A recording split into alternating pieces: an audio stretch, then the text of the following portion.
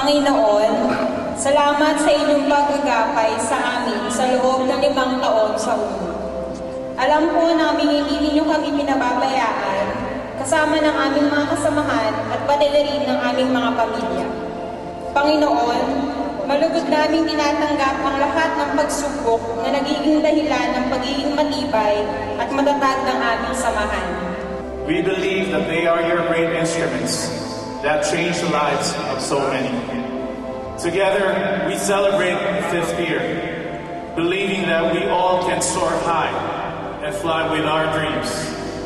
Amen. Maraming salamat po.